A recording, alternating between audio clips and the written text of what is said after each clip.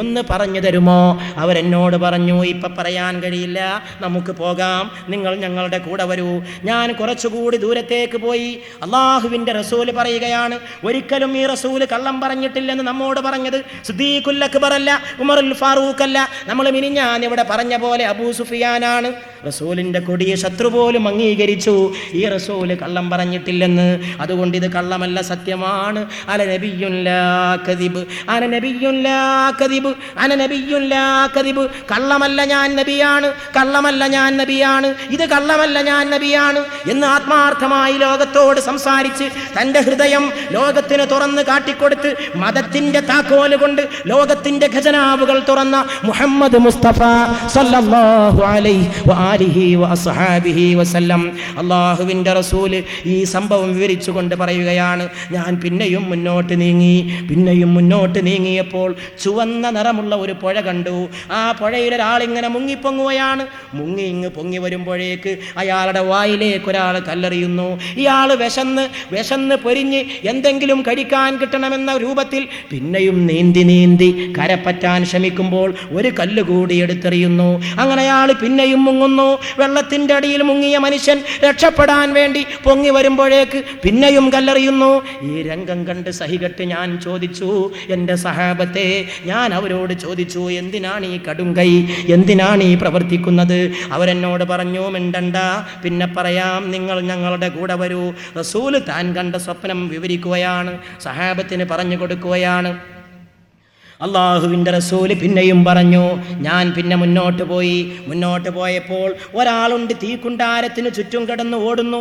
വലിയ ഒരു അഗ്നികുണ്ഡമുണ്ടാക്കി വെച്ചിരിക്കുന്നു, അതിന് ചുറ്റുവട്ടത്തൊരാൾ കിടന്ന് ഓടുകയാണ്. ആ ഓടുന്ന മനുഷ്യനെ പറ്റി ചോദിക്കണ്ട, കാണാൻ ഒട്ടും രസമില്ല, വളരെ വിരൂപൻ, വൃത്തികെട്ട രൂപം, പേടിപ്പിക്കുന്ന രൂപം, ഭീകരമായ രൂപം, ക്രൂരമായ മുഖം, ആ മുഖത്തേക്ക് നോക്കാൻ പോലും പ്രയാസം. ഞാൻ ചോദിച്ചു, ഇയാൾ ആരാണെന്ന് പറഞ്ഞു തരുമോ? ഇത്ര രൂപനായ ഒരു മനുഷ്യനാരാണ്? അവരെന്നോട് പറഞ്ഞു, ഇപ്പം പറയണ്ട, വരൂ, നമുക്ക് പോകാം, കുറച്ചുകൂടി ദൂരത്തെത്തിയിട്ട് ആ കാര്യങ്ങളെക്കുറിച്ച് ആലോചിക്കാം. കുറച്ചുകൂടി ദൂരത്തെത്തിയപ്പോൾ രസകരമായ ഒരു പൂന്തോട്ടം കാണുകയാണ്. മനോഹരമായ പൂക്കൾ വിരിഞ്ഞിരിക്കുകയാണ്. ആ പൂക്കളുടെ ഇടയിൽ ഒരു മനുഷ്യൻ ഇങ്ങനെ പുഞ്ചിരിച്ചിരിക്കുകയാണ്. അതുവരെ കണ്ട രംഗങ്ങൾ ക്രൂരമാണെങ്കിൽ, ഭയാനകമാണെങ്കിൽ, ഇത് ആശ്വാസകരമാണ്, ആനന്ദകരമാണ്, ആഹ്ലാദകരമാണ്. പുഞ്ചിരി തൂകിക്കൊണ്ടൊരു മനുഷ്യൻ അങ്ങനെ ഇരിക്കുന്നു. ആ മനുഷ്യന്റെ ചുറ്റും പൂക്കളുണ്ട്. പൂക്കൾക്കിടയിൽ ഒരുപാട് കുട്ടികളും പുഞ്ചിരിച്ചിരിക്കുകയാണ്. ഞാൻ ചോദിച്ചു, ആരാണ് ഈ മനുഷ്യൻ, ഇത്ര സുന്ദരനായ മനുഷ്യൻ? ഒന്ന് പറഞ്ഞു തരുമോ, ആരാണ് ഈ കോലം? അവരെന്നോട് പറഞ്ഞു, ഇപ്പം പറയണ്ട, നമുക്ക് പോകാം, നിങ്ങൾ ഞങ്ങളുടെ കൂടെ വരൂ. കുറച്ചുകൂടി മുന്നോട്ട് പോയപ്പോൾ ഞാനൊരു വിഭാഗം ആളുകളെ കണ്ടു. അവരുടെ ശരീരത്തിൻ്റെ പകുതി ഭാഗം സുന്ദരമാണ്, പകുതി ഭാഗം വിരൂപമാണ്. പകുതി കാണാൻ നല്ല രസമുണ്ട്, പകുതി കാണാനാകട്ടെ ഒട്ടും ചന്തമില്ല. ഞാൻ അവിടെ എത്തിയപ്പോൾ അവരോട് എൻ്റെ കൂടെ വന്നവർ പറഞ്ഞു, നിങ്ങൾ പോയിട്ട് ആ വെള്ളത്തിൽ കുളിക്കുക. അവിടെ ഒരു പുഴയുണ്ടായിരുന്നു. ആ പുഴയിൽ പോയി ആളുകൾ കുളിച്ചു വന്നപ്പോഴോ നല്ല രൂപം, കാണാൻ ചന്തമുള്ളവരായി, പകുതി ഭാഗമുള്ള വൈരൂപ്യം പോയി മറഞ്ഞിരിക്കുന്നു. ഞാൻ സന്തോഷിച്ചു. ഞാൻ അവരെ നോക്കി, എത്ര പെട്ടെന്നാണ് ഇവരുടെ വൈരൂപ്യം പോയി മറഞ്ഞത്, എന്താണ് ഈ അത്ഭുതം എന്ന് ഞാൻ എൻ്റെ കൂടെ കൊണ്ടുപോയവരോട് ചോദിച്ചു. അവർ പറഞ്ഞു, ഇപ്പം പറയണ്ട, പോകാം. കുറച്ചുകൂടി മുന്നോട്ട് പോയി ഒരു വലിയ മരം കണ്ടു. ആ മരത്തിന്മേൽ കയറി യാത്ര തുടർന്നു.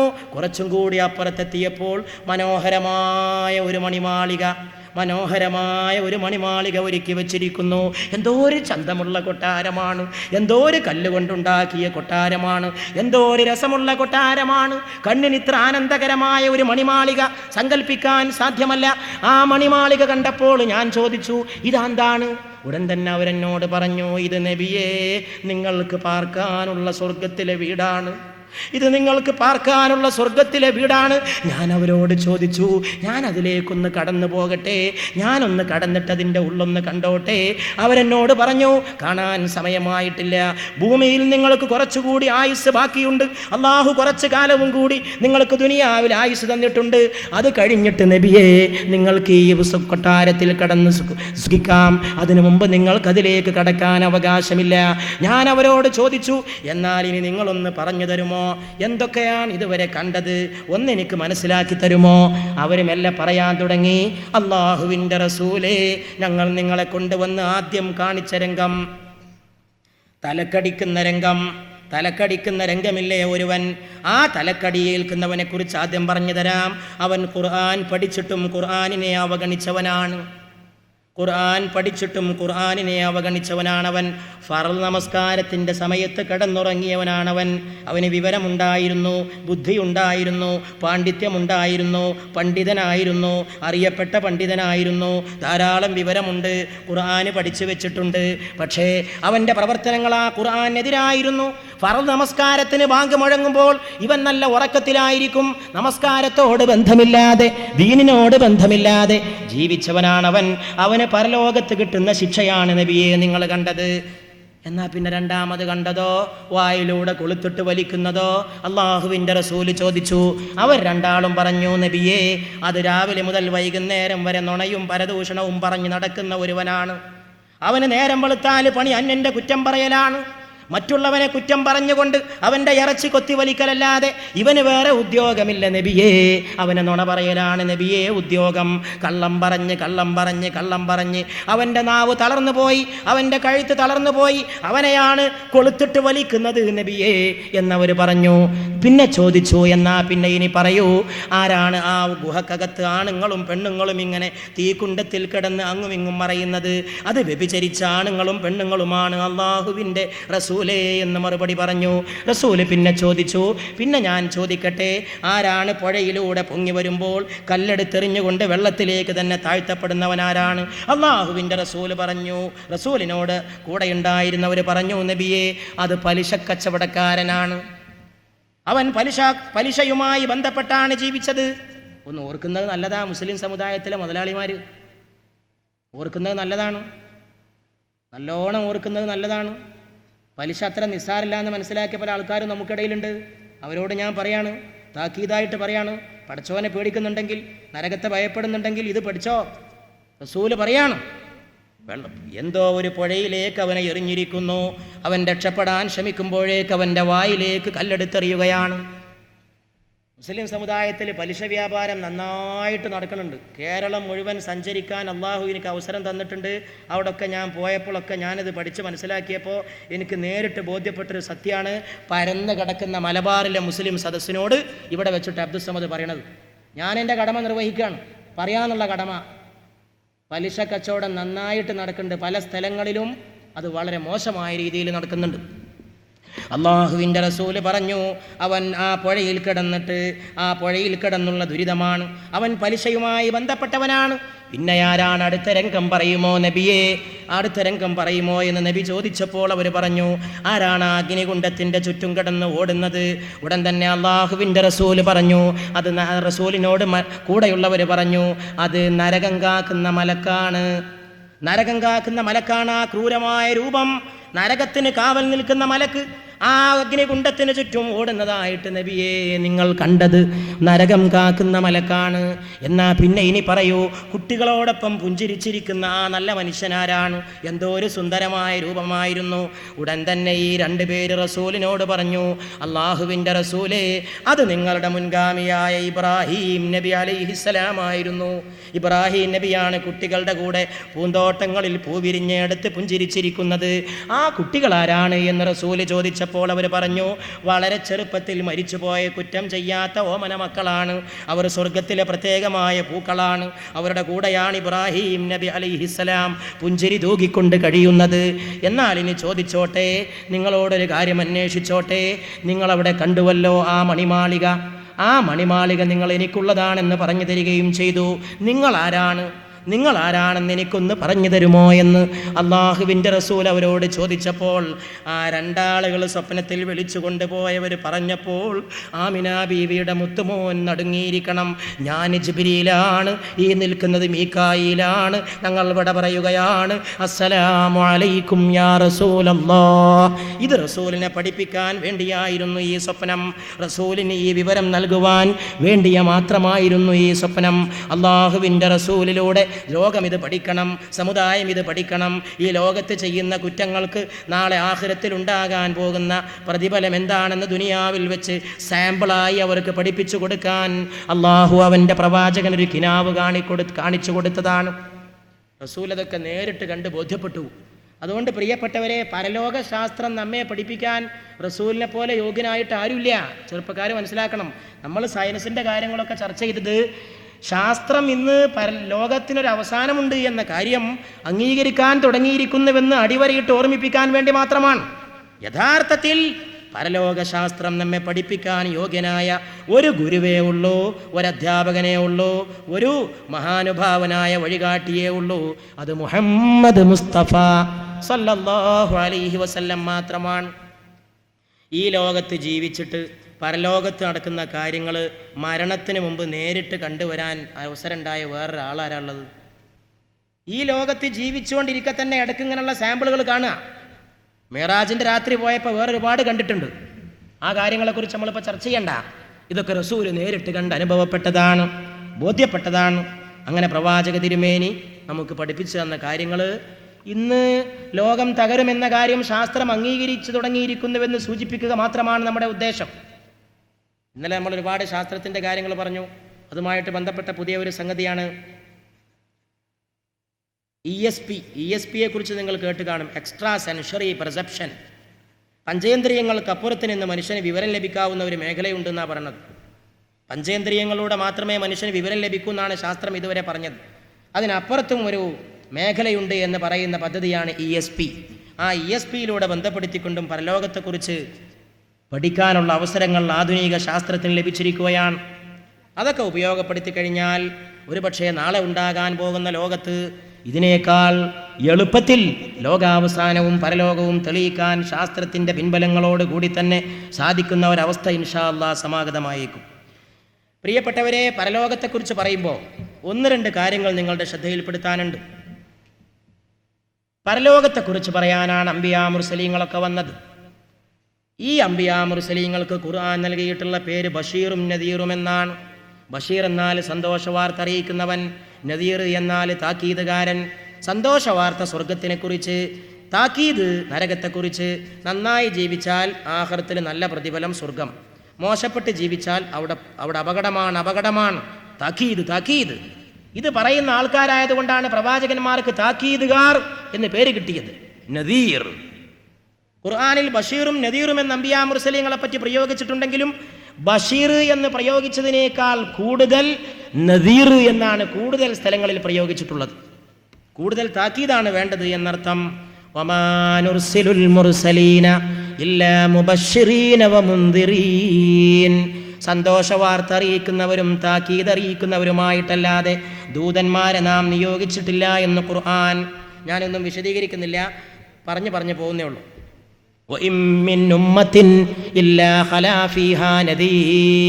ഒരു താക്കീതുകാരൻ കടന്നു വരാത്ത ഒരു സമുദായവും കഴിഞ്ഞു പോയിട്ടില്ല.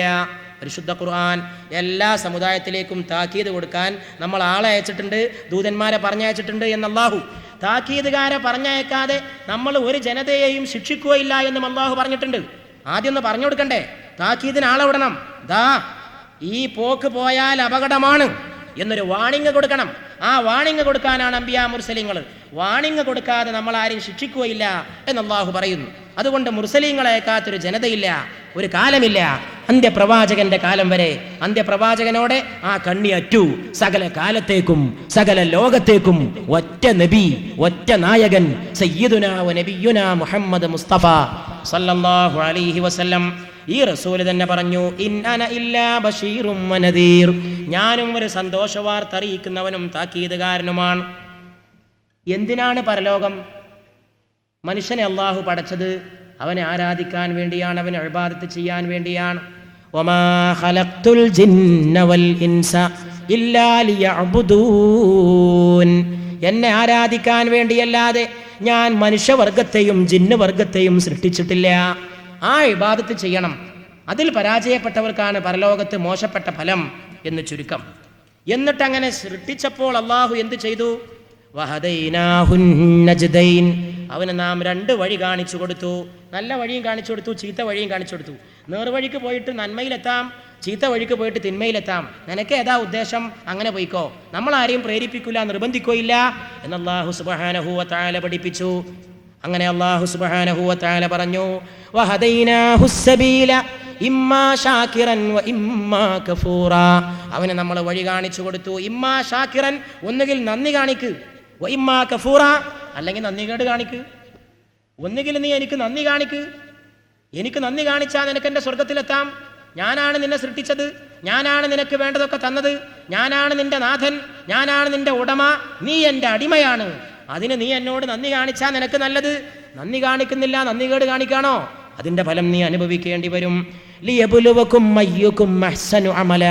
ഈ ദുനിയാവിലെ ജീവിതം ആരാണ് സൽപ്രവർത്തികൾ ചെയ്യുന്നത് എന്ന് പരീക്ഷിക്കുവാൻ വേണ്ടി മാത്രമാണ്. അപ്പോൾ ദുനിയാവിലെ ജീവിതം ഒരു പരീക്ഷയാണ്, ഒരു വലിയ പരീക്ഷ. ഇതിൽ ജയിച്ചവന് ആഖിറത്തിൽ നന്മ, ഇതിൽ തോറ്റവന് ആഖിറത്തിൽ തിന്മ. ഈ പരീക്ഷണത്തിൽ ജയിക്കണമെങ്കിൽ മനുഷ്യൻ എന്തിനോടൊക്കെ ഏറ്റുമുട്ടണം പ്രിയപ്പെട്ടവരെ? ഏറ്റവും ചുരുങ്ങിയത് 3 എണ്ണത്തോട് ഏറ്റുമുട്ടണം. 1 ഇബ്ലീസിനോട്, 2 സ്വന്തം ചുറ്റുപാടുകളോട്, 3 സ്വന്തം ദേഹേച്ഛയോട്. ഈ 3 മല്ലന്മാരോട് പടവെട്ടി ജയിക്കുന്നവർക്ക് മാത്രമേ അള്ളാഹുവിന് നന്ദി കാണിച്ചുകൊണ്ട് ജീവിക്കാനും നാളെ ആഖിറത്തിൽ സ്വർഗത്തിലെത്താനും കഴിയൂ. ഇബ്ലീസ് തെറ്റിലേക്ക് വിളിക്കുന്നു, ചുറ്റുപാടുമുള്ള 100 കൂട്ടം കാര്യങ്ങൾ തെറ്റിലേക്ക് വിളിക്കുന്നു. പോരാത്തത് സ്വന്തം ഉള്ളിൻ്റെ ഉള്ളിലെ ദേഹേച്ഛയും തെറ്റിലേക്ക് വിളിക്കുന്നു. ഈ 3നോടും പടവെട്ടി ജയിച്ചവനാരാണോ അവന് നാളെ പരലോകത്ത് ഏറ്റവും നല്ല പ്രതിഫലമാണ്.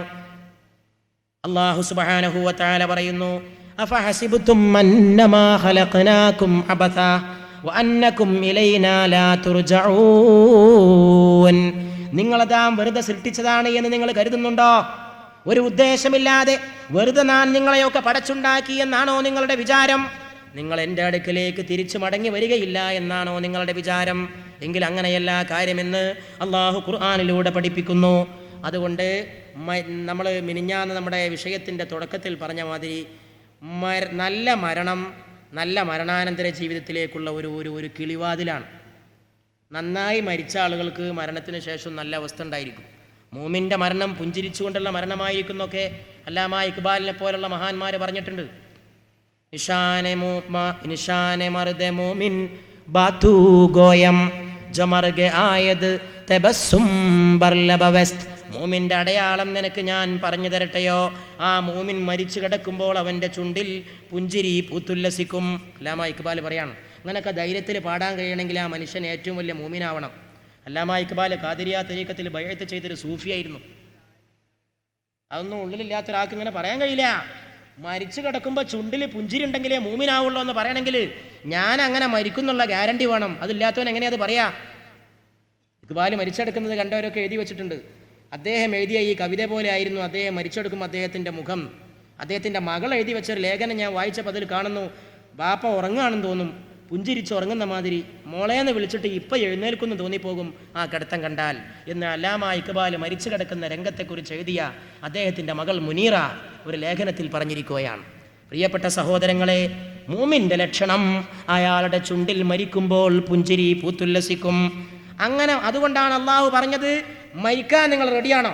യഹൂദന്മാരെ വിളിച്ചിട്ട് അള്ളാഹു ചോദിച്ചു, ഖുൽ യാ അയ്യുഹല്ലദീന ഹാദു ഇൻ സഅംതും അന്നകും മൗലിയാഉ ലില്ലാഹി മിൻ ദൂനന്നാസി ഫതമന്നൗൽ മൗത ഇൻ കുൻതും സാദിഖീൻ. കൂട്ടരെ, യഹൂദന്മാരെ, നിങ്ങൾ അള്ളാഹിൻ്റെ ആൾക്കാരാന്നല്ലേ നിങ്ങൾ പറയണത്? അങ്ങളാ പറഞ്ഞ വാദം സത്യമാണെങ്കിൽ നിങ്ങൾ മരിക്കാൻ തയ്യാറുണ്ടോ? അള്ളാഹിൻ്റെ വെല്ലുവിളിയാണ്. നമ്മൾ മിനിഞ്ഞാന്ന് ചർച്ച ചെയ്തപ്പോൾ പറഞ്ഞിട്ടുണ്ട്, മരിക്കാൻ ഒരു മനുഷ്യൻ റെഡി ആവണമെങ്കിൽ നല്ല ഈമാൻ ഉള്ളിൽ വേണം. ഈമാൻ ഇല്ലാത്തവന് മരണത്തെ പേടിയാണ്. മരിക്കാൻ ഞാൻ പോവാന്ന് ഉറപ്പായാൽ ആ മനുഷ്യൻ്റെ അവസ്ഥ എന്താ സഹോദര? ഇപ്പോൾ ചില രോഗങ്ങളൊക്കെ ഉണ്ട്, ചില പ്രത്യേക രോഗങ്ങൾ. ആ രോഗം കെട്ട് വന്നാൽ മരണം ഉറപ്പാണ്. ഇപ്പോൾ ഉദാഹരണം പറയാം, ക്യാൻസർ ചികിത്സിച്ച് സുഖപ്പെടുത്താൻ കഴിയില്ല എന്ന് ഡോക്ടർമാർ വിധി എഴുതി കഴിഞ്ഞാൽ ഡേറ്റ് മാത്രം എണ്ണി കഴിയുന്ന അവസ്ഥയാണ്. മരിക്കും അങ്ങോട്ട് പറയും, ഇത്ര മാസം ഇത്ര ആഴ്ച എന്ന് മാത്രം വ്യത്യാസം ഉണ്ടാവുള്ളൂ, മരിക്കാൻ പോവാണ്. ഉള്ളൊക്കെ അപ്പടി ക്യാൻസറായി പോയിരിക്കുന്നു. ആ മനുഷ്യന് പിന്നെ എന്താണ് ഒരു ആശ്വാസം? ഞാൻ അങ്ങനെയുള്ള കുറേ ആളുകളെ കണ്ടിട്ടുണ്ട് ആസ്പത്രികളിലും വീടുകളിലും. മരണത്തിൻ്റെ ഡേറ്റ് ഇങ്ങനെ കലണ്ടറിൽ നോക്കിയിട്ട് എണ്ണി കാണുന്ന ആളുകൾ, നാളെ നേരം വെളുക്കുമോ ഇന്ന് മരിക്കുമോ എന്നറിയാത്ത ആളുകൾ.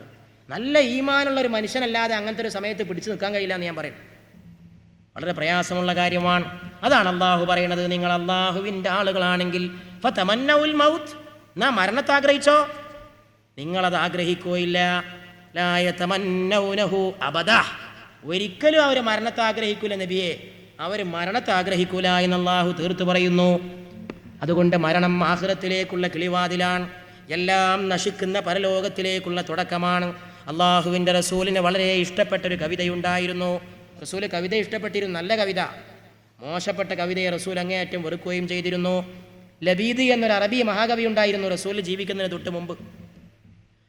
ആ ലബീദിൻ്റെ രചനകളൊക്കെ ഉണ്ടായത്, പ്രധാനപ്പെട്ട രചനകൾ റസൂൽ ജീവിക്കുന്നതിന് മുമ്പാണ്. പക്ഷേ റസൂലിൻ്റെ കാലത്തും ലബീദിൻ്റെ ജീവിതത്തിൻ്റെ കുറച്ച് ഭാഗം കഴിഞ്ഞ് പോയിട്ടുണ്ട്. ആ ലബീദ് പാടിയിട്ടുള്ള ഒരു കവിത അല്ലാഹുവിൻ്റെ റസൂലിന് വളരെ ഇഷ്ടമായിരുന്നുവത്രേ.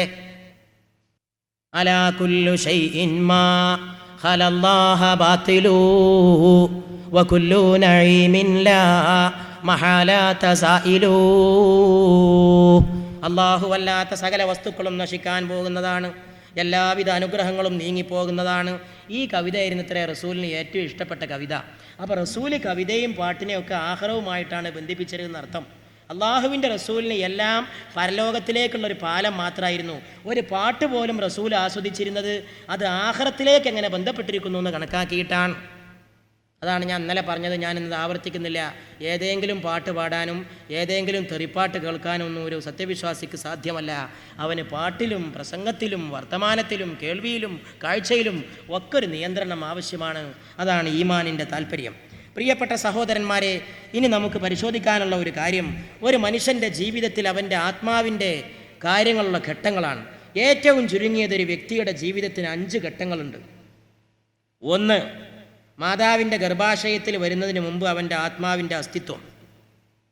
അള്ളാഹു ആത്മാവുകളെ വിളിച്ചു കൂട്ടി എന്നൊക്കെ പറയുന്ന സംഭവമുണ്ട്. ഞാൻ അതിലേക്കൊന്നും കടക്കുന്നില്ല, സമയം ദീർഘിച്ചു പോകും. 1ാമത്തെ ഘട്ടതാണ്. 2ാമത്തെ ഘട്ടം, മാതാവിൻ്റെ ഗർഭാശയത്തിൽ പിതാവിൻ്റെ ബീജം മാതാവിൻ്റെ അണ്ടവുമായി ചേർന്ന് ഒരു കുട്ടി പിറക്കാൻ പോകണം. ആദ്യം ഇന്ദ്രിയ ബീജം രക്തപിണ്ഡമായി, രക്തപിണ്ഡം പിന്നെ മാംസപിണ്ഡമായി, മാംസപിണ്ഡം കൊണ്ട് എല്ലിനെ പൊതിയുന്നു. അള്ളാഹുവിൻ്റെ റസൂൽ അങ്ങനെയാണ് പറഞ്ഞത്, എല്ലിനെ പൊതിയാന്നാണ് പറഞ്ഞത്. മെഡിക്കൽ സയൻസും പറയണത് അങ്ങനെ തന്നെയാണ്. മനുഷ്യക്കുട്ടിയുടെ ജന്മത്തിൻ്റെ ഘട്ടങ്ങൾ പരിശോധിക്കുകയാണെങ്കിൽ അസ്ഥിയെ മാംസം കൊണ്ട് കവർ ചെയ്യുകയാണെന്നാണ് ആധുനിക വൈദ്യശാസ്ത്രം പറയുന്നത്. അള്ളാഹുവിൻ്റെ റസൂൽ ഏത് ഓപ്പറേഷൻ തിയേറ്ററിൽ പോയിട്ടാണ് അത് പഠിച്ചതെന്ന് ഭൗതികവാദികൾ ഞങ്ങൾക്ക് മറുപടി പറഞ്ഞു തരണം. എങ്ങനെ അതൊക്കെ ഇങ്ങനെ നോക്കി പഠിച്ചതെന്ന്. സത്യസന്ധനാണ് നീ എങ്കിലും നീ എത്തേണ്ടി വരും. ഇത് അള്ളാഹുവുമായുള്ള ബന്ധം കൊണ്ട് കിട്ടിയതാണ്, വഹിയാണ്, സൃഷ്ടിച്ച റബ്ബ് അറിയിച്ചു കൊടുത്ത വിവരമാണ്. അങ്ങനെ 4ാമത്തെ മാസത്തിൽ ഈ മാംസപിണ്ഡമെത്തിയാൽ അള്ളാഹു ഒരു മലക്കിനെ മാതാവിൻ്റെ ഗർഭാശയത്തിലേക്ക് പറഞ്ഞയക്കുകയാണ്. ഈ രക്തപിണ്ഡത്തിലേക്ക് അള്ളാഹുവിൻ്റെ റൂഹിൻ്റെ ഭാഗത്തെ ഊതിക്കൊടുക്കാൻ, ഇവൻ്റെ റൂഹിനെ ഊതിക്കൊടുക്കാൻ, എന്നിട്ട് അവൻ്റെ റിസ്ക് കണക്കാക്കാൻ ഹദീസിൽ രേഖപ്പെട്ട് കിടക്കുന്ന യഥാർത്ഥമായ കാര്യങ്ങളാണിത്. അതോടുകൂടി 2ാമത്തെ ഘട്ടത്തിലേക്ക് മനുഷ്യൻ്റെ ആത്മാവ് പ്രവേശിച്ചു. ആ 2ാമത്തെ ഘട്ടവും കഴിഞ്ഞിട്ട് 3ാമത്തെ ഘട്ടം ആരംഭിക്കുന്നു. മാതാവിൻ്റെ ഗർഭാശയത്തിൽ നിന്ന് പ്രസവത്തോടുകൂടി കുട്ടി പുറത്തേക്ക് വരുന്നു. മനുഷ്യൻ്റെ ജീവിതം ഭൂമിയിലേക്ക് വരികയാണ്. അത് 3rd സ്റ്റേജ്, 3ാമത്തെ ഘട്ടം. മരണത്തോടുകൂടി ആ ഘട്ടവും അവസാനിക്കുകയാണ്. ഈ ലോകത്തിലെ ഘട്ടം 3ാമത്തെ ഘട്ടമാണ് ഏറ്റവും പ്രധാനപ്പെട്ട ഘട്ടം. കാരണം ഇതാണ് വിത്തിറക്കുന്ന ഘട്ടം. വിത്തിറക്കുന്ന ഘട്ടത്തിൽ വിത്ത് ഇറക്കിയാലേ കൊയ്യുന്ന സമയത്ത് കൊയ്യാണ്ടാവും.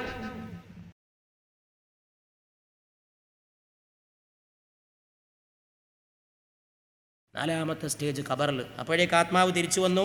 ഖബറിലെ ശിക്ഷ അല്ലെങ്കിൽ രക്ഷ, രണ്ടാലൊന്നുണ്ടാവും. ഖബറിലെ ജീവിതത്തെ ബർസഖ് എന്നാണ് പറയാം. അതിലൊക്കെ ചിന്തിക്കുന്നവർക്ക് ദൃഷ്ടാന്തങ്ങളുണ്ട്. ബർസഖ് എന്നുള്ള അറബ് വാക്കിൻ്റെ അർത്ഥം ഇൻ്റർവെൽ എന്നാണ്, ഇടവേള, ഇൻ്റർവെൽ. അത് കുട്ടികൾക്ക് നല്ല പരിചയം ഉണ്ടാവുമല്ലോ, ഇൻ്റർവെല്ല് നല്ല പരിചയം ഉണ്ടാവും. അതുകൊണ്ട് ഇതൊരു ഇൻ്റർവെല്ലാണ്. ഭൂമിയിലുള്ള ജീവിതം കഴിഞ്ഞിട്ട് പരലോകത്തെ ജീവിതം തുടങ്ങാൻ പോകുന്നതിന് മുമ്പുള്ള ഇടവേള, രണ്ടിൻ്റെ ഇടയിലുള്ള സാധനത്തിനാണ് ബർസഖ് പറയാം. അള്ളാഹു കടലിനെ കുറിച്ച് പറഞ്ഞെടുത്ത് ഉപ്പുവെള്ളത്തിനും നല്ല വെള്ളത്തിനും ഇടയ്ക്കുള്ളൊരു സ്ഥലമുണ്ട്, ബർസഖ് എന്ന് ഉപയോഗിച്ചിട്ടുണ്ട്.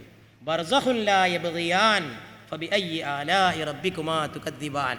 ഉപ്പുവെള്ളം ഇവിടെ, അവിടെ ശുദ്ധജലം, രണ്ടിൻ്റെ ഇടയിൽ ബർസഖ്. അപ്പോൾ രണ്ടിൻ്റെ ഇടയിലുള്ള എന്ത് സാധനത്തിനും ബർസഖ് എന്ന് പറയും. പരലോക ജീവിതവും ഇഹലോക ജീവിതവുമാകുന്ന 2 ഘട്ടങ്ങൾക്കിടയിലുള്ള ഒരു ഇൻ്റർവെൽ, ഒരു ഇടവേളയാണ് യഥാർത്ഥത്തിൽ ബർസഖ്. ഈ ബർസഖിൽ എങ്ങനെയാ ശിക്ഷ കിട്ടുക അല്ലെങ്കിൽ രക്ഷ കിട്ടുക? ഏകദേശം കിനാവ് പോലെ ആയിരിക്കുമെന്നാണ് ഹദീസിൽ നമുക്ക് മനസ്സിലാക്കാൻ സാധിക്കുന്നത്. സ്വപ്നം കാണുന്ന മാതിരിയായിരിക്കും ഖബറിൽ. ശിക്ഷയാണെങ്കിൽ ശിക്ഷ, രക്ഷയാണെങ്കിൽ രക്ഷ. സ്വർഗം കാണിച്ചു കൊടുക്കും രാവിലെയും വൈകുന്നേരം എന്നൊക്കെ ഇന്നലെ നമ്മൾ പറഞ്ഞു. നരകവും കാണിച്ചു കൊടുക്കും രാവിലെയും വൈകുന്നേരവും. കിനാവ് കാണുന്ന മാതിരിയായിരിക്കും. അപ്പം ചിലപ്പോൾ ചില സുഹൃത്തുക്കൾക്ക് തോന്നും, എന്നാൽ അത്രയെങ്കിലും ആശ്വാസമാണല്ലോ എന്ന്. നേരിട്ട് ശിക്ഷ ഇല്ലല്ലോ, നേരിട്ട് ഖബർ ശിക്ഷ ഇല്ലല്ലോ. ശിക്ഷ കിനാവായിട്ടല്ലേ വരുള്ളൂ എന്നാണ് ആരെങ്കിലും ആശ്വസിക്കുന്നതെങ്കിൽ ഞാൻ അവരോട് പറയുന്നു, കിനാവിനെ കുറിച്ച് നിങ്ങൾ പഠിച്ചിട്ടുണ്ടോ? എന്നാൽ മനസ്സിലാവും നേരിട്ട് അനുഭവിക്കുന്നതിനേക്കാളും ബേജാറാണ് സ്വപ്നം. ഒരാൾ ഭീകരമായ ഒരു പേടി സ്വപ്നം കാണുകയാണെങ്കിലോ, പേക്കിനാവ് കാണുകയാണെങ്കിലോ, അയാൾ അട്ടഹസിച്ചിട്ട് ഉറക്കിൽ നിന്ന് ഉണരുന്നു. പേടിച്ചലോളി എന്ന് കേട്ടിട്ടില്ലേ? പേടിച്ചലോളി. ആ പേടിച്ചലോളി എന്ന് പറയുന്നത് മോശപ്പെട്ട കിനാവ് കണ്ടിട്ടാണ്. ചില ആളുകളൊക്കെ ഇങ്ങനെ കിടന്ന് വിറക്കുന്നത് കാണാൻ കഴിയും പേടിച്ചിട്ട്. എന്തേ എല്ലാവരും കൂടി പോയിട്ട് ഞെട്ടി ഉണർന്നിട്ട് ഇവനെ പിടിച്ചു നോക്കുമ്പോൾ ഒന്നുമില്ല, അത് കഴിഞ്ഞെന്നറിയും. അതിപ്പം ഉണ്ടായതല്ല, അത് നിങ്ങളായിട്ട് ബന്ധപ്പെട്ടതല്ല. എൻ്റെ ഉറക്കത്തിൽ ഞാൻ ഒരു സംഗതി കണ്ടുപോയി, ആകെ ബേജാറായിപ്പോയി. ഭയങ്കര സംഗതിയാണ്. പലതും കാണും. ചിലപ്പോൾ ഒരാളിങ്ങനെ ഒരു കത്തിയായിട്ട് ഇങ്ങനെ വന്നിട്ട് ഇവനെങ്ങനെ കുത്താൻ പോണത് ഇങ്ങനെ കാണുക നിൽക്കുക. നേരിട്ടൊരാൾ കത്തിയുമായിട്ട് വന്നിട്ട് നമ്മെ കുത്താൻ പോകുമ്പോൾ നമുക്കുണ്ടാകുന്ന ഇടങ്ങേറും ബേജാറും എത്ര ഉണ്ടാവും? അതിനേക്കാളും കൂടുതലായിരിക്കും ഈ ബേജാറ്. കാരണം ഇത് സ്വപ്നാണ്, തടുക്കാൻ വയ്യ, തടയാൻ വയ്യ, അങ്ങോട്ടൊന്നും കാട്ടാൻ വയ്യ, ഇതിങ്ങനെ സഹിക്കുക, ബേജാറാവുക. അതുകൊണ്ട് സ്വപ്നം എളുപ്പമല്ല, സ്വപ്നം ഭീകരമായ അനുഭവമാണ്. നല്ല സ്വപ്നാണെങ്കിലോ സന്തോഷവുമാണ്. നല്ല സ്വപ്നം ഇങ്ങനെ കണ്ടിട്ടിങ്ങനെ കിടന്നാലെന്ത് രസമാണ്. ഇത് വളരെ ബേജാറുള്ള കാര്യമാണ്. നീ മോശപ്പെട്ട സ്വപ്നം കണ്ടാൽ ഇടത് ഭാഗത്തേക്ക് 3 വട്ടം തുപ്പണം. എന്നിട്ട് അഊദു ബില്ലാഹി മിനശ്ശൈത്വാനിർ റജീം എന്ന് ചൊല്ലണമെന്ന് നമ്മെ പഠിപ്പിച്ചു മുഹമ്മദ് മുസ്തഫ സല്ലല്ലാഹു അലൈഹി വആലിഹി വസഹബിഹി വസല്ലം. അതുകൊണ്ട് ബർസഖിലെ ജീവിതം ഏകദേശം ഒരു സ്വപ്നം പോലെയാണ്. അത്രമാത്രം നമ്മൾ അതിനെപ്പറ്റി മനസ്സിലാക്കുക. ബാക്കി എല്ലാ കാര്യങ്ങളും കൂടി ഒന്ന് മനസ്സിലാക്കാൻ അള്ളാഹ് നമുക്ക് അറിയിച്ചു തന്നിട്ടില്ല. അള്ളാഹ് അറിയിച്ചു തന്നതല്ലാതെ ഈ ശാസ്ത്രത്തെപ്പറ്റി വേറൊരു വഴിയില്ല. സ്വർഗവും നരകവും ആഖിറവും ഖബറിലെ ശിക്ഷയൊക്കെ അള്ളയും റസൂലും എന്തെങ്കിലും പറഞ്ഞു തന്നിട്ടുണ്ടെങ്കിൽ അറിയാം. പറഞ്ഞു തരാത്തതിൻ്റെ അപ്പുറത്തേക്ക് ആലോചിക്കാൻ യാതൊരു വഴിയില്ല. വേറെ ശാസ്ത്രം അതിന് അള്ളാഹു നമുക്ക് നൽകിയിട്ടുമില്ല. എന്തിനാണ് പരലോകം? നമ്മൾ പലവട്ടം ഇന്നലെ മിനിഞ്ഞാന്നും സൂചിപ്പിച്ചു, അത് നീതി നടപ്പിലാക്കാനാണ്. അത് റസൂല് നല്ലൊരു ഉപമയിലൂടെ പറയുന്നത് ഞാൻ എൻ്റെ സഹോദരന്മാരെ കേൾപ്പിക്കാം. لتؤدن الحقوق إلى أهلها يوم القيامة حتى يقاد للشاة الجلحاء من الشاة القرناء. കൊമ്പുള്ള ആട് കൊമ്പില്ലാത്ത ആടിനോട് ചെയ്തതിന് വരെ യഥാർത്ഥ നീതിയുടെ അടിസ്ഥാനത്തിൽ പകരം കണക്ക് പറഞ്ഞ ദിവസമാണ് പരലോകം എന്ന് അള്ളാഹുവിൻ്റെ റസൂൽ പറഞ്ഞത്. കൊമ്പുള്ള ആട് കൊമ്പില്ലാത്തൊരാടിനെ കുത്തിയിട്ടുണ്ടെങ്കിൽ അതുവരെ ആഖിറത്തിൽ തീരുമാനമാവുന്നു. ബാക്കി പിന്നെ പറയണ്ടല്ലോ. ബുദ്ധിയുള്ള മനുഷ്യൻ അതിമൊന്നും എല്ലാം പഠിക്കാലോ. കൊമ്പുള്ള മനുഷ്യന്മാർ കൊമ്പില്ലാത്ത സാധുക്കളോട് ചെയ്യണേനും തീർച്ചപ്പെടുത്തുന്ന ദിവസമാണ് പരലോകം. നമ്മളെ കൂട്ടത്തിൽ കൊമ്പുള്ള മനുഷ്യന്മാരുണ്ടല്ലോ. കൊമ്പുണ്ടായി കഴിഞ്ഞാൽ പിന്നെ മനുഷ്യൻ്റെ ലെവൽ വിടും, അത് വേറെ ചില സാധനമായി മാറും. ഏതായിരുന്നാലും ആ കൊമ്പ് കൊണ്ട് മറ്റുള്ളവരെ ഉപദ്രവിച്ചാൽ നീതി നടപ്പിലാക്കുന്ന ദിവസമാണ് പരലോകം. ഈ അടിസ്ഥാനത്തിൽ പരലോകം ആവശ്യമാണ് എന്ന് ലോക ചിന്തകന്മാർ വരെ പറഞ്ഞിട്ടുണ്ട്. പല സ്ഥലത്തും ഞാൻ സൂചിപ്പിച്ചിട്ടുണ്ട് ഇമ്മാനുവൽ കാന്റിനെ കുറിച്ച്. അദ്ദേഹം ദൈവവിശ്വാസിയായിരുന്നു, മതവിശ്വാസി പോലും ആയിരുന്നില്ല. അദ്ദേഹം പരലോകമുണ്ട് എന്ന് ഉറപ്പിച്ച് വിശ്വസിച്ചിരുന്ന ആളായിരുന്നു. യൂറോപ്പിലാണ് അദ്ദേഹം ജീവിച്ചിരുന്നത്. ജർമ്മനിയിലായിരുന്നു അദ്ദേഹത്തിൻ്റെ വീട്. ജർമ്മനിക്ക് ദൈവം നൽകിയ സമ്മാനം എന്ന് വരെ ചരിത്രകാരന്മാർ അദ്ദേഹത്തെ വിളിച്ചിട്ടുണ്ട്. The gift of God to Germany. ജർമ്മനിക്ക് ദൈവം നൽകിയ സമ്മാനം. അത്ര വലിയ സ്ഥാനം തത്വചിന്തയുടെ ചരിത്രത്തിൽ അദ്ദേഹം നേടി. അദ്ദേഹം പരലോകമുണ്ടെന്ന് ഉറച്ച് വിശ്വസിച്ചിരുന്നു. കാലിക്കറ്റ് യൂണിവേഴ്സിറ്റിയിൽ ഞാൻ ഈ അടുത്ത കാലത്ത് ഒരു പ്രബന്ധം സമർപ്പിച്ചിരുന്നു, ഒരു ഗവേഷണ പ്രബന്ധം എംഫിൽ കോഴ്സുമായിട്ട്. ഞാൻ അതിൽ വിഷയമായിട്ട് തിരഞ്ഞെടുത്തത് ഇക്ബാലിനെയും ഈ പറഞ്ഞ കാൻറ്റിനെയായിരുന്നു. ഇവർ രണ്ടാളെയും താരതമ്യം ചെയ്യാനായിരുന്നു. ഇക്ബാലിൻ്റെ ചിന്തയും ഈ പറഞ്ഞ ആളുടെ ചിന്തയും തമ്മിലുള്ള ഒരു താരതമ്യ പഠനം. ചരിത്ര വിഭാഗത്തിൻ്റെ തലവനായിരുന്ന ഡോക്ടർ MGS നാരായണനായിരുന്നു അതിൻ്റെ നേതൃത്വം വഹിച്ചത്. എനിക്കതിൽ താല്പര്യം തോന്നാണ്ടായ കാരണം, ഇദ്ദേഹത്തോട് താല്പര്യം തോന്നാണ്ടായ കാരണം പരലോകമുണ്ട് എന്നുള്ള ഇദ്ദേഹത്തിൻ്റെ ഉറച്ച വിശ്വാസമായിരുന്നു. അദ്ദേഹത്തിൻ്റെ പുസ്തകങ്ങൾ വായിക്കുമ്പോൾ ഞാൻ അത്ഭുതപ്പെട്ടിട്ടുണ്ട്. ഒരു മതത്തോടും അദ്ദേഹത്തിന് താല്പര്യം ഉണ്ടായിരുന്നില്ല. ജനിച്ചത് ക്രിസ്ത്യാനിയായിട്ടായിരുന്നു. പക്ഷേ ക്രിസ്തീയ മതത്തോട് അദ്ദേഹത്തിന് ഏറ്റവും വലിയ പ്രതിഷേധമായിരുന്നു. പക്ഷേ മരിച്ചു ചെന്നാൽ ഒരു ജീവിതമുണ്ട് എന്ന് അദ്ദേഹം ഉറച്ചു വിശ്വസിച്ചു.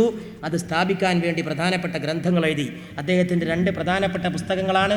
ഒന്ന് the critique of pure reason, കേവല ചിന്തയുടെ, കേവല യുക്തിയുടെ വിമർശനം. ഈ പുസ്തകത്തിലും കാന്റ് ശ്രമിച്ചത് ഈ മനുഷ്യന് മരണത്തിന് ശേഷം വേറെ ഒരു ജീവിതമുണ്ട് എന്ന് തെളിയിക്കാനാണ്. അപ്പോൾ അങ്ങനെയുള്ള ബുദ്ധിയുള്ള ആളുകളൊക്കെ പരലോകത്തെ സിദ്ധാന്തിച്ചിട്ടുണ്ട്. എന്നാണ് ഞാൻ സൂചിപ്പിക്കുന്നത്. അങ്ങനെയുള്ള ആളുകൾ ലോകത്തുണ്ടായിട്ടുണ്ട്. ചെറുപ്പക്കാർ പഠിച്ച് മനസ്സിലാക്കാൻ വേണ്ടിയാണ് ഞാൻ ഈ ആളുകളെ പരിചയപ്പെടുത്തുന്നതും അവരുടെ പുസ്തകങ്ങൾ വരെ പറയുന്നതും. ഇംഗ്ലീഷൊക്കെ വായിക്കാൻ സാധിക്കുന്ന ആളുകൾ ഈ പുസ്തകങ്ങളൊക്കെ എവിടെ നിന്നെങ്കിലും വരുത്തിച്ചിട്ടോ മറ്റോ വായിച്ച് പഠിച്ചു വെക്കുന്നത് ജീവിതത്തിൽ രസകരമായ ഒരു അനുഭവമായിരിക്കും. അത് നിങ്ങളുടെ ഈമാൻ പുതുക്കാനും നിങ്ങളുടെ ഉള്ളിലുള്ള വിശ്വാസത്തെ ശക്തിപ്പെടുത്താനും നിങ്ങൾക്ക് സഹായകമായിരിക്കും എന്ന് ഞാൻ വളരെ സ്നേഹിക്കുന്ന യുവാക്കളായ എൻ്റെ സഹോദരന്മാരോട് പറയാൻ ഈ അവസരം ഞാൻ ഉപയോഗപ്പെടുത്തുകയാണ്. വേറൊരു സംഗതി, സ്വർഗം അവിടെ ഉണ്ട്. നേരത്തെ സ്വർഗം തയ്യാറാക്കി വെച്ചു എന്ന് വരെ ഖുർആനിലുണ്ട്, സ്വർഗവും നരകവും. എന്നാൽ പിന്നെ ഭൂമിയിൽ നിന്ന് സ്വർഗത്തെ കാണാൻ കഴിയുമോ? ഭൂമിയിൽ നിന്ന് സ്വർഗത്തെ കാണാൻ കഴിയില്ല എന്നാണ് പറയുന്നത്. ഭൂമിയിൽ നിന്ന് സ്വർഗത്തെ കാണാൻ കഴിയില്ല.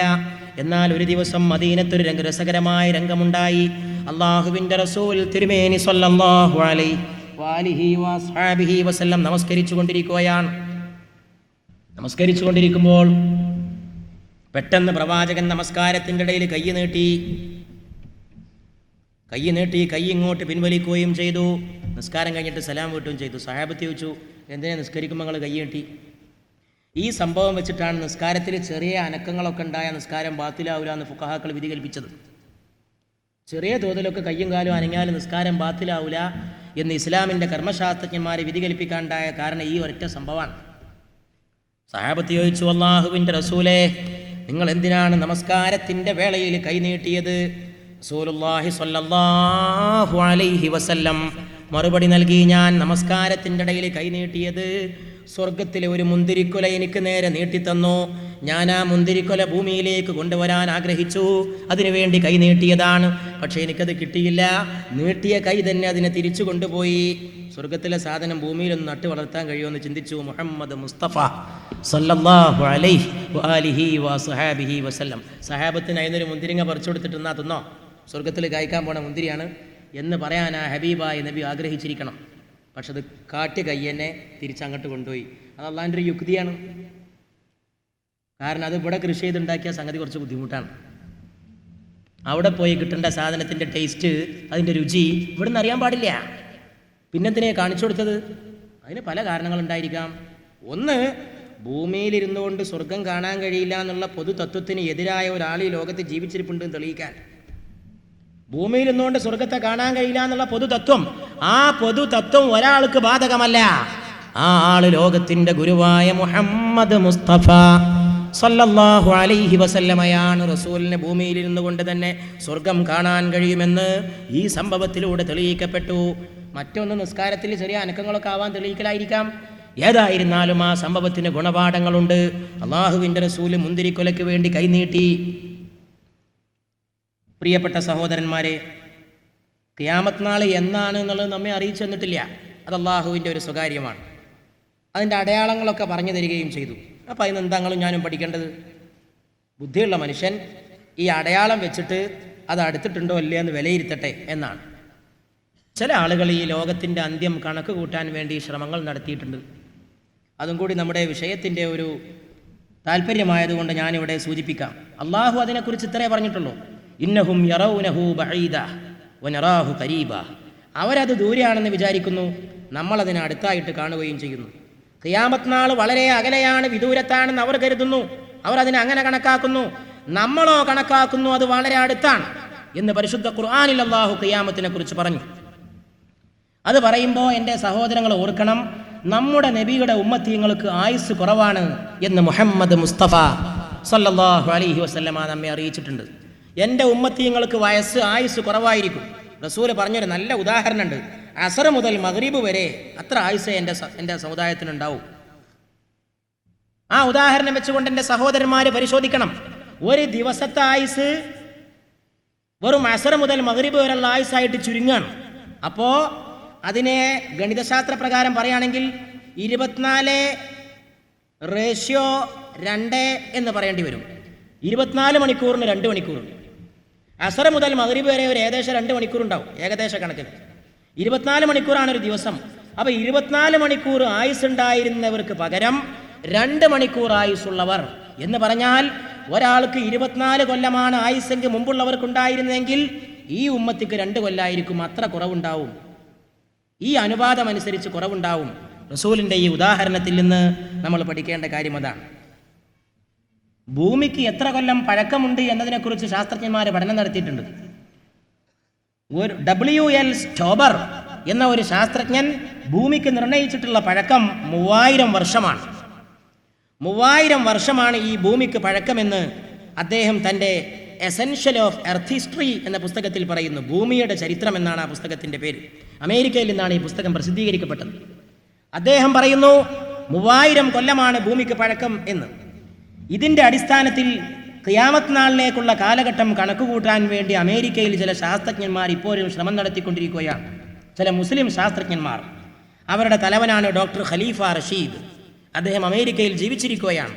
അദ്ദേഹം ഭൂമിയുടെ ചരിത്രവും റസൂല് പറഞ്ഞിട്ടുള്ള അടയാളങ്ങളും ഖുർആനിൽ പറഞ്ഞിട്ടുള്ള സ്വഭാവങ്ങളുമൊക്കെ വെച്ചിട്ട് പ്രളയം, ലോകാവസാനം എന്നതിലേക്കുള്ള കാലഗണന, അത് ഇന്ന ഡേറ്റ് എന്ന് കണക്കാക്കാൻ മനുഷ്യന് സാധിക്കില്ല.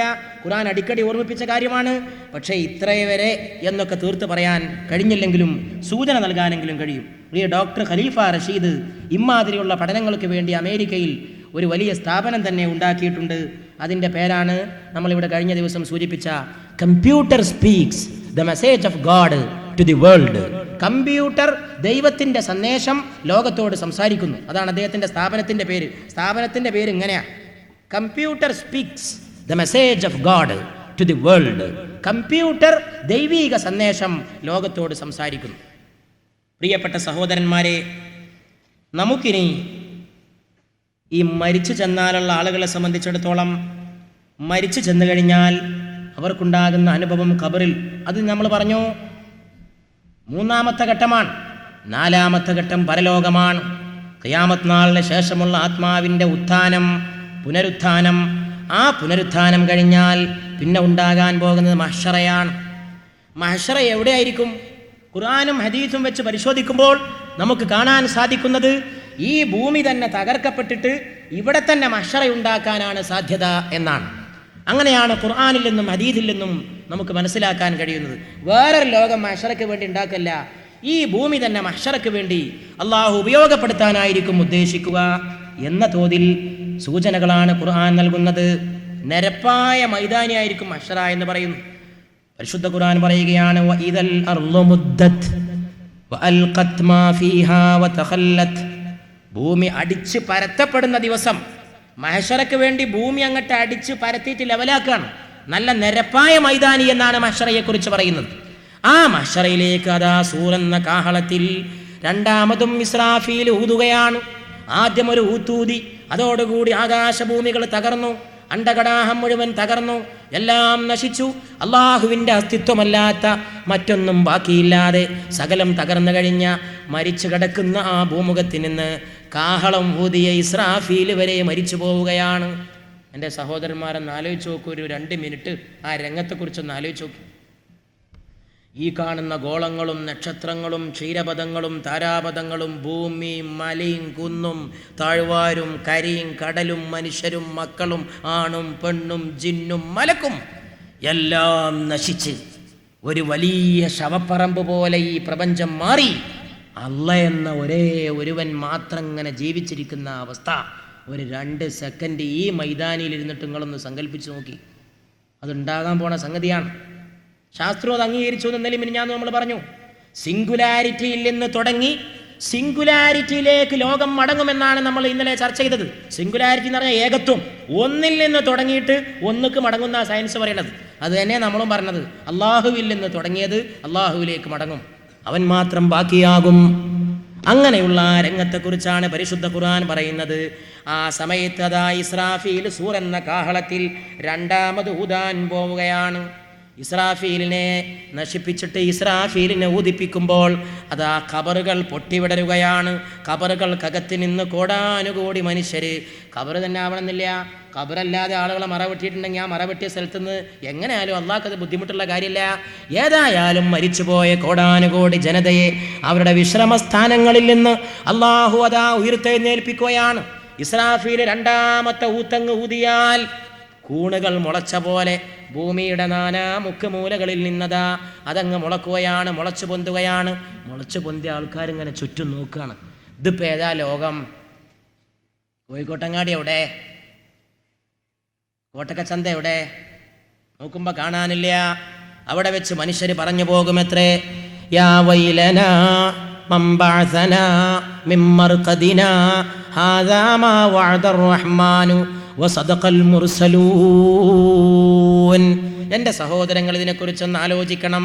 യാ വൈലനാ, ഞങ്ങളുടെ നാശമേ, മൻ ബഅസനാ മിൻ മർഖദിനാ, ഞങ്ങളുടെ ഉറക്കത്തിൽ നിന്ന് ആരാണ് ഞങ്ങളെ ഉണർത്തിയത്? അപ്പോൾ ഉറക്കവും സ്വപ്നമൊക്കെ ആയിരിക്കും ഖബറിലുണ്ടാവുമെന്ന് ഞാൻ പറഞ്ഞത് നിങ്ങളിപ്പോൾ ഇവിടെ ഓർക്കണം. ഖിയാമത്ത് നാളിൽ എഴുന്നേൽക്കുന്നവൻ പറയാണ്, ഉറക്കത്തിൽ ആരാ ഉണർത്തിയത്? മൻ ബഅസനാ മിൻ മർഖദിനാ ഹാദാ മാ വഅദർ റഹ്മാൻ, റഹ്മാനായ തമ്പുരാൻ്റെ വാഗ്ദാനമല്ലേ ഇത്? ഖിയാമത്ത് നാൾ ഉണ്ടാവൂന്ന് പറഞ്ഞിട്ടില്ലേ? വിചാരണ ഉണ്ടാവൂന്ന് പറഞ്ഞിട്ടില്ലേ? മരണശേഷം ഉയർത്തെഴുന്നേൽക്കുമെന്ന് പറഞ്ഞിട്ടില്ലേ? ആ വാക്കാണോ ഈ പാലിക്കപ്പെടുന്നത്? വഅദർ റഹ്മാനു വസദഖൽ മുർസലൂൻ. അംബിയാ മുർസലീങ്ങൾ പറഞ്ഞത് സത്യമാണ്. ആദം നബി മുതൽ മുഹമ്മദ് സല്ലല്ലാഹു അലൈഹി വസല്ലം വരെ നീണ്ടുകിടക്കുന്ന 1.25 ലക്ഷം പറഞ്ഞതിൽ തെല്ലും പൊള്ളില്ല, തെല്ലും പതിരില്ല, എല്ലാം സത്യമാണ്. ഇതാ പുലർന്നു കഴിഞ്ഞിരിക്കുന്നുവെന്ന് അവിടെ വെച്ച് ഉണർന്നെഴുന്നേറ്റവർ പറയുകയാണ്. ആ ദിവസത്തിലെ ആളുകൾ പരസ്പരം ഓടുകയാണ്. യൗമ യഫിറുൽ മർഉ മിൻ അഖീഹി വ ഉമ്മിഹി വ അബീഹി വ സാഹിബതിഹി വ ബനീഹി ലികുല്ലി ഇംറിഇൻ യൗമഇദിൻ ശഅ്നുൻ യുഗ്നീഹി. ഒരു മനുഷ്യൻ ഓടുകയാണ് അവൻ്റെ സഹോദരനിൽ നിന്ന്, അവൻ്റെ ഭാര്യയിൽ നിന്ന്, അവൻ്റെ ഉമ്മയിൽ നിന്ന്, അവൻ്റെ കെട്ടിയോളിൽ നിന്ന്, അവൻ്റെ കൂട്ടുകാരിൽ നിന്ന്, അവൻ്റെ ബാപ്പയിൽ നിന്ന് ഓടുകയാണ്. ഭാര്യ ഭർത്താവിനെ കാണുമ്പോൾ അതാ എൻ്റെ ഭർത്താവ് എന്ന് പറഞ്ഞ് ഓടിച്ചെല്ലുമ്പോൾ ഭർത്താവ് ഭാര്യയെ കണ്ടുമ്പോൾ അങ്ങോട്ട് ചെല്ലുകയല്ല, ദൂരേക്ക് ഓടിമറയുകയാണ്. എൻ്റെ കാര്യം തന്നെ കഷ്ടം, എൻ്റെ കാര്യം കഷ്ടം, എന്തെന്നില്ലാത്ത ബേജാറ്, എന്തെന്നില്ലാത്ത പ്രയാസം. അതിൽ കുടുംബത്തെ ശ്രദ്ധിക്കാൻ കഴിയില്ല, ഒന്നും ശ്രദ്ധിക്കാൻ കഴിയില്ല. ആളുകളൊക്കെ ആ ദിവസം നഗ്നരായിരിക്കും. ആളുകളെ എഴുന്നേൽപ്പിക്കുന്നത് നഗ്നതയോട് കൂടിയായിരിക്കും, നൂല് ബന്ധമില്ലാതെ, തുണിയുടുക്കാതെയായിരിക്കും. ആ സമയത്ത് ആളുകളെ എഴുന്നേൽപ്പിക്കുക ചേലാകർമ്മം ചെയ്യപ്പെടാതെയായിരിക്കും അവരെ എഴുന്നേൽപ്പിക്കുക എന്ന് മുഹമ്മദ് മുസ്തഫ സല്ലല്ലാഹു അലൈഹി വസല്ലം നമ്മെ ഉണർത്തി. അത് കേട്ടപാടെ അള്ളാഹുവിൻ്റെ റസൂലിൻ്റെ പ്രിയപ്പെട്ട പത്നി, ധർമ്മപത്നി സയ്യിദത്തുനാ ആയിഷത്തു സിദ്ദീഖ റളിയല്ലാഹു തആല അൻഹാ ആയിഷ ബീവി ചോദിച്ചുവത്രേ, അള്ളാഹുവിൻ്റെ റസൂലേ, നഗ്നരായിട്ട് ആളുകളെ മഹ്ശറയിൽ എഴുന്നേൽപ്പിച്ചാൽ ആണുങ്ങളും പെണ്ണുങ്ങളും അങ്ങുമിങ്ങും നോക്കൂലേ? അത് കേട്ടപാടെ ലോകഗുരു പറയുകയാണ്, ആയിഷ നീ എന്താണ് വിചാരിക്കുന്നത് ആയിഷ? നോക്കാൻ ആർക്ക് താല്പര്യം ആയിഷ? ഏറ്റവും വലിയ ബേജാറ്, ഏറ്റവും വലിയ പ്രയാസം, ഏറ്റവും വലിയ നടുക്കം സ്വന്തം കാര്യത്തിൻ്റെ ബേജാറിൽ ഓർത്ത് അങ്ങുമിങ്ങും നെട്ടോട്ടം ഓടുന്ന സമയത്ത് ലൈംഗിക ഭാഗങ്ങളിലേക്ക് നോക്കാനൊന്നും ഒരു മനുഷ്യനും അന്ന് താല്പര്യം കാണില്ല ആയിഷ എന്ന് ലോകഗുരു തൻ്റെ പ്രിയപ്പെട്ട പത്നിയിലൂടെ നിങ്ങളെയും എന്നെയും പഠിപ്പിച്ചിരിക്കുകയാണ്. സയ്യിദുനാ റസൂലുള്ളാഹി. സലാത്ത് നല്ലോണം ഉച്ചത്തിൽ ചെല്ലണം. എനിക്കിങ്ങനെ ഒച്ചടാൻ എന്ത് വിഷമമുണ്ട്? മിനിഞ്ഞാന്ന് 5 മണിക്കൂർ, ഇന്നലെ 4:30 അതിന് ശേഷമാണ് ഞാനീ പറയണത്. എൻ്റെ സഹോദരങ്ങൾ സലാത്തെങ്കിലും ചൊല്ലണം. നിങ്ങൾ സലാത്ത് ചൊല്ലാതെ ഇവിടെ ഇരിക്കരുത്. സലാത്ത് നമുക്കൊരു അലങ്കാരമാണ്. നിങ്ങൾ ആ ചാൻസ് പാഴാക്കരുത്. അള്ളാഹുവിൻ്റെ റസൂലിൻ്റെ പേരിൽ സലാത്ത് ചെല്ലാൻ കിട്ടിയ അവസരം സുഹൃത്തുക്കളെ കൈയൊഴിക്കരുത്. സലാത്തിന് എന്ത് പുണ്യമുണ്ടെന്ന് പറയും നിങ്ങൾ. സലാത്തിൻ്റെ ഒരു പുണ്യമാണ് നിങ്ങൾ കാണുന്നത്. ഞാൻ പ്രസംഗം തുടങ്ങുമ്പോൾ എൻ്റെ ശബ്ദം പറ്റ അടച്ചു പോയിരുന്നു. അടച്ച ശബ്ദം തുറന്നത് ഇപ്പോൾ നിങ്ങൾ കണ്ടോ? എൻ്റെ ശബ്ദത്തിന് ഇപ്പോൾ ഒരു തകരാറുമില്ല. ഞാൻ ഉറച്ച് വിശ്വസിക്കുന്ന ആളാണ്. അള്ളാഹു രോഗങ്ങൾക്കും പ്രയാസങ്ങൾക്കും ഇടയിൽ മണിക്കൂറുകളോളം സംസാരിക്കാനുള്ള താക്കത്ത് തരുന്നത് റസൂലുള്ളാഹി സ്വല്ലല്ലാഹു അലൈഹി വആലിഹി വഅസ്ഹാബിഹി വസല്ലമയുടെ പേരിൽ ചൊല്ലുന്ന സലാത്തിൻ്റെ ബർക്കത്ത് കൊണ്ടാണ്. സലാത്ത് രോഗങ്ങൾക്ക് മരുന്നാണ്, പ്രശ്നങ്ങൾക്ക് പരിഹാരമാണ്, ആധികൾക്കും വ്യാധികൾക്കും ഒരു സിദ്ധൌഷധമാണ്. അതുകൊണ്ട് സലാത്തിനെ നഷ്ടപ്പെടുത്തരുത്. അള്ളാഹുവിൻ്റെ റസൂല് പറഞ്ഞു, അത് വഷളത്തരത്തിൻ്റെ ഭാഗങ്ങളിലേക്ക് പരസ്പരം നോക്കാൻ പറ്റിയ സമയമല്ല, ബേജാറിൻ്റെ സമയമാണ്. ലികുല്ലി ഇംറിഇൻ മിൻഹും യൗമഇദിൻ ശഅ്നുൻ യുഗ്നീ. ഖുർആൻ പറയാണ്, അന്ന് ഓരോ മനുഷ്യനും തനിക്കാൻ പോകുന്ന പണിയുണ്ട്, എടുക്കാൻ പോകുന്ന പണി ഓരോരുത്തർക്കും ഉണ്ട്. മറ്റവൻ്റെ കാര്യം ശ്രദ്ധിക്കാൻ കഴിയില്ല. കോടാനുകോടി ജനങ്ങളെ മഹ്ശറ മൈതാനിയിൽ അണിചേർന്നിരിക്കുകയാണ്. ഇനി നമ്മളെ സഹോദരന്മാരെ നമ്മളത് ഓർക്കണം. രംഗം അപ്പം മഹ്ശറയെക്കുറിച്ചാണ് നമ്മൾ ആലോചിക്കുന്നത്. കോടാനുകൂടി അവിടെ അണിഞ്ഞിരിക്കുകയാണ്. എന്നിട്ടും റസൂല് പറയുകയാണ് അവിടെ ശബ്ദമുണ്ടാവുകയില്ല, ആരും ശബ്ദമുണ്ടാക്കുകയില്ല. വഖശഅത്തിൽ അസ്വാതു ലിർറഹ്മാനി ഫലാ തസ്മഉ ഇല്ലാ ഹംസ. ഒരു ശബ്ദവും നിങ്ങൾ കേൾക്കുകയില്ല എന്ന് ആ രംഗത്തെക്കുറിച്ച് ഖുർആൻ പറയുകയാണ്. യൗമ യഖൂമുർ റൂഹു വൽ മലായികതു സഫ്ഫൻ ലാ യതകല്ലമൂൻ ലാ യതകല്ലമൂന ഇല്ലാ മൻ അദിന ലഹുർ റഹ്മാനു വഖാല സവാബാ.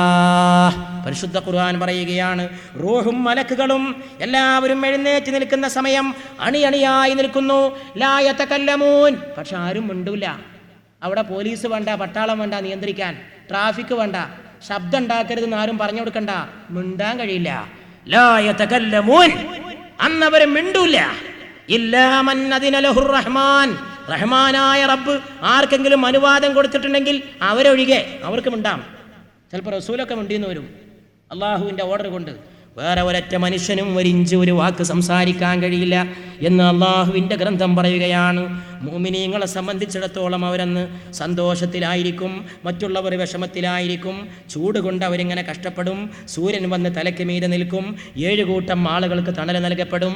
ആ 7 കൂട്ടർ ആരൊക്കെയെന്നും വിശദീകരിക്കാൻ ഞാൻ ഇതുപോലൊരു സമയം ഉപയോഗപ്പെടുത്തുന്നില്ല. കാരണം നമുക്കിത് മഹ്ശറ കഴിഞ്ഞാൽ സിറാത്ത് എന്ന പാലം, മീസാൻ എന്ന തുലാസ്, ജന്നത്ത് എന്ന സ്വർഗം, ജഹന്നം എന്ന നരകം, റസൂലുള്ളാഹിൻ്റെ ശഫാഅത്ത്, അള്ളാഹുവിനെ കാണൽ, ഇത്രയും വിഷയങ്ങളും കൂടി പറഞ്ഞു തീർത്തിട്ട് വേണം ഈ ഇന്നത്തെ ഈ ചർച്ച അവസാനിപ്പിക്കാൻ. അതുകൊണ്ട് 7 കൂട്ടർക്ക് തണലൊക്കെ ഞാൻ മാറ്റിവെക്കണം. അവിടെ തണൽ കിട്ടുമെന്ന് മനസ്സിലാക്കി വെക്കുക. ആ 7 കൂട്ടർ ആരാണെന്ന് എൻ്റെ സഹോദരന്മാർ പക്ഷെ മനസ്സിലാക്കി വെച്ചിട്ടുണ്ടാവും. ആ 7 കൂട്ടരിൽ പെടുത്താൻ അള്ളാഹു നമുക്ക് അനുഗ്രഹം നൽകുമാറാകട്ടെ എന്ന് ദുആ ചെയ്യുക. അന്ന് അവിടെ സത്യം പറയുന്ന അള്ളാഹുവിൻ്റെ അനുവാദമുള്ള ആളുകൾക്കല്ലാതെ സംസാരിക്കാൻ സാധിക്കില്ല. പക്ഷേ ബേജാറെന്നൊക്കെ പറയുമ്പോൾ നിങ്ങൾ ആലോചിക്കും, എല്ലാവർക്കും ബേജാറുണ്ടാവുമോ? സത്യവിശ്വാസികൾക്ക് ബേജാറുണ്ടാവുകയില്ല. വുജൂഹുൻ യൗമഇദിൻ മുസ്ഫിറ ളാഹികതും മുസ്തബ്ശിറ.